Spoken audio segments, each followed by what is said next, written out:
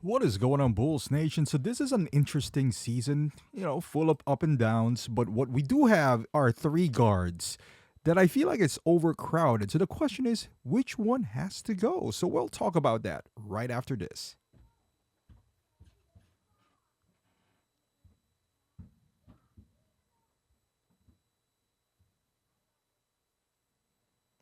All right, Bulls Station. So we all know that we're trying to trade Zach Levine and Nikola Vucevic and Lonzo Ball.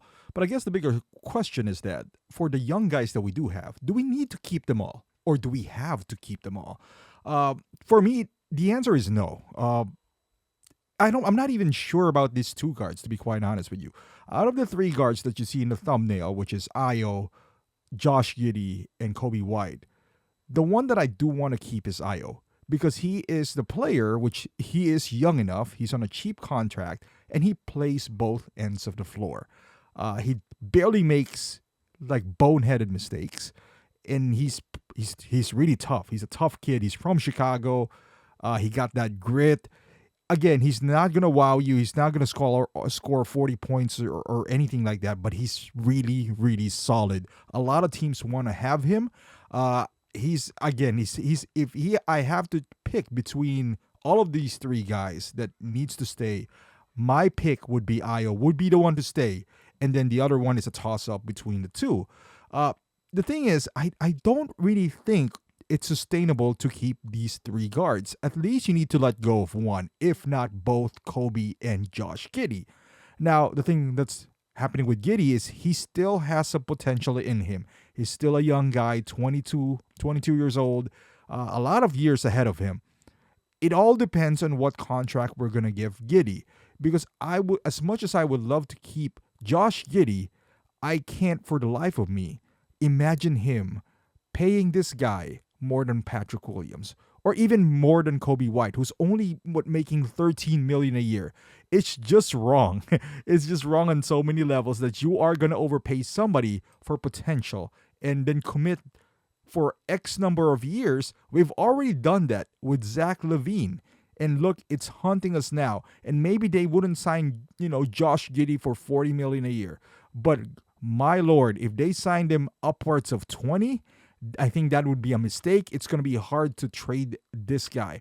So far in this season, he's pretty solid, but we saw how bad defensively he is. And he doesn't really stand out. Out of all these games, there's maybe one or two games you'll be like, all right, we won because of Josh Giddey. He had a triple double, but I don't think we won because of his triple double. I think we won because of Vooch. Honestly, I don't think we can say any time within this Bulls, I would say, good run, considering what we've been through. We lost two of our best players, and we're still, if not better record wise, than we were last year. So this is, in all effects, a better run by the Bulls, a better run than I expected. And considering that we are trying to showcase the guys that we're trying to trade. So we have two agendas here, not only winning games, but to showcase those guys.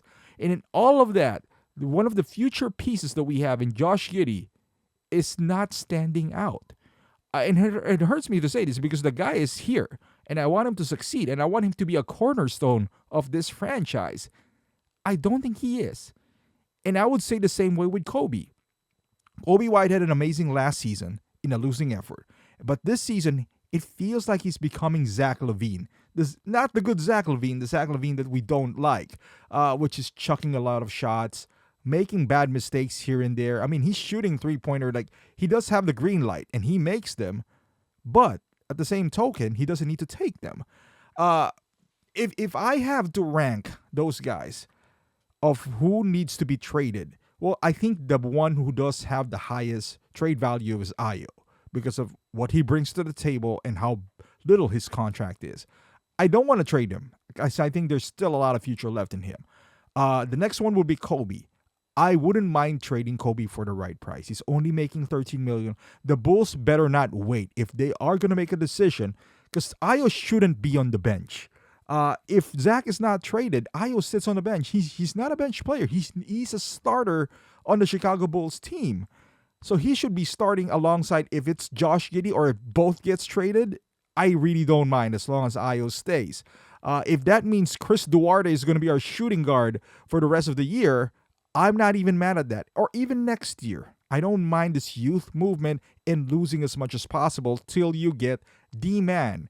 And maybe it's Matas Buzelis. I don't know. I'm not crowning him, but we certainly don't have it at this point. If that means trading Kobe to get us closer there or Josh Giddey, I am all for it.